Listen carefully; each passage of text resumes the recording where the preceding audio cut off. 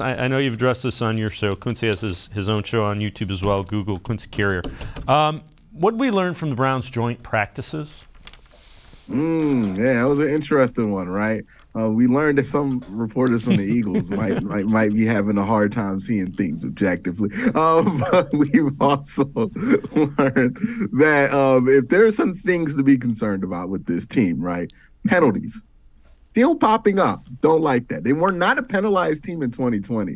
2021 were very penalized. So far as offseason, still being penalized a lot. I'm worried about that. That is a bit of a concern. This offense especially cannot afford to have procedural penalties. Can't have illegal procedure, can't have false start, can't have holding, can't do anything to can't do anything to put yourself behind the sticks. Can't do it. They have to be more crisp in that area. I thought like you found some good things out. Quarterback play, I think you're going to be fine. Running back depth, I think is just insane. It's insane. But running back depth and DB depth is just insane on this team. Offensive line depth is also equally as insane. It's just we don't know those players by name. A lot of us, they're not household names, but they're really good players they have there on the offensive line. I mean, Chris Hubbard might not make the team, and that tells you everything you need to know about the depth on this team and the flexibility of some of those players. But you flip over to the other side of the ball. Well, you flip over to some problems. Wide receiver depth, issue, right?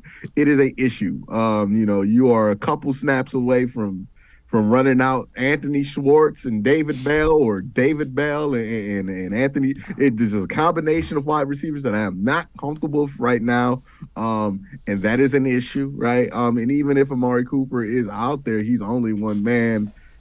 It matters who's next to him. DB room, I feel like is fine. And this red zone offense, if something stops the Browns from getting 5 wins, I think it might be the red zone offense, because this is where I feel like the offense has the ability to struggle, because running the ball becomes much harder in the red zone because you have less space and less room for flexibility, and throwing the ball becomes very difficult in the red zone. And that's one of the things I don't project the Browns to be great at, is throwing the ball into tighter windows, right? They want to scheme things open. It gets real hard in that red zone area, and they don't really have any wide receivers other than David Njoku, who you feel like can box up and get you one in the red zone, right? Just throw a fade and let them catch it. They don't have wide receivers like that, and we have seen this in the past with Shanahan-style offenses, that they can get up the field real well, but when it comes to red zone execution, when the quarterback play is not up to par, that's where they tend to stall out a lot. So those are my main concerns with this team. What I feel like I learned, what I feel like I've kind of confirmed about this team so far throughout the joint practice week.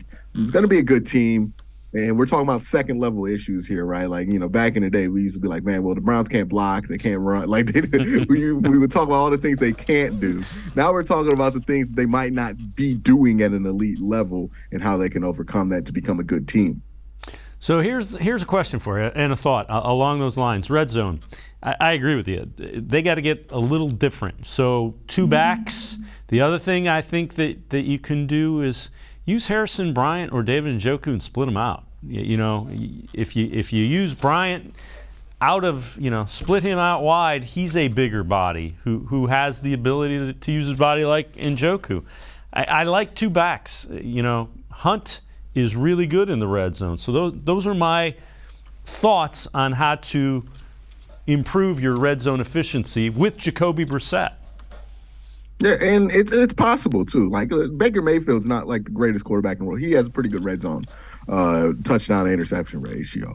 But the concern there is just, hey, they got to get more creative there with that when they're in the red zone. They have to figure out more things, and it's going to take a lot more work. That's what Deshaun Watson provides to you, is once you get to the red zone, you don't feel like you got to work that hard to get the ball in. With Jacoby Brissett, there's going to be work there, right? It's going to be a little bit more difficult. You're going to see them do those little half tight end screens where they look like they're about to be a halfback screen and the tight end cuts the other way and they try to throw it over the top of the line. They're going to do some of those. They're going to do some of those pitch plays where the tight end runs like a quick seam. They're going to do a lot of these plays, and they're going to have to get creative. I know fans are going to be frustrated with this because, whenever you get the ball on the 20-yard line, people just think you should run the ball 45 5 times until you score. But I don't know if that's going to be possible, right? When you just don't have the amount of space that you could lose guys in there. And running the ball on the goal line is one of the hardest things to do on the football. It's why it's not being done more and more often. So, it's one of those things where they're going to have to get creative. They're going to have to be smart. And they're going to have to be real. Those red zone possessions are precious. They can't waste